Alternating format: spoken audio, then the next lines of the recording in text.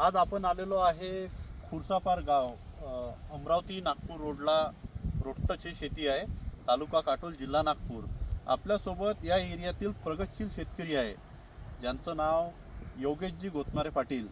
या एरियातले खूप प्रसिद्ध व्यक्तिमत्व आहे गोतमारे पाटील साहेब. तर हे आमच्या सतत संपर्कात आहे. ते नेहमीचे आहे, कधी झेंडू लागवड करतात, त्यानंतर टोमॅटो लागवडसाठी, आणि नेहमी जे आहे एक चर्चा करून मार्गदर्शन घेऊन शेती करत असतात. तर या सध्यामध्ये त्यांनी जे आहे टोमॅटोचं पीक लावलेलं आहे आणि टोमॅटोमध्ये तुम्ही बघू शकता की एकदम चांगला प्लॉट डेव्हलप झालेला आहे.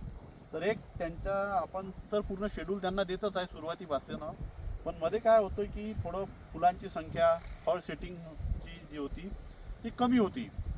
तर त्यांना आपण हे प्रॉडक्ट सजेस्ट केलेलं होतं, कॅल्बा प्लस आणि पॉन्टिप, बरोबर.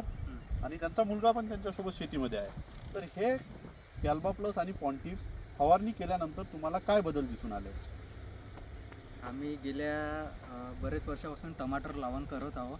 पण आधी एवढे व्हायरस नाही येत होते, पण गेल्या 5 वर्षापासून खूप मोठ्या प्रमाणात व्हायरस येत आहे. काही मोठे मोठे रोग येत आहे जे कंट्रोल होणं अशक्य आहे. त्यात एक फुलगळ आली ती मधात, त्यात धुयार पडली होती. अजून बाकी वातावरण बरोबर नव्हतं. तेव्हा आम्ही निवल साहेबाला विचारलं का करायचं भाऊ. त्यांनी आम्हाला हे कॅल्बा प्लस आणि पॉन्टी हे रेफर केलं.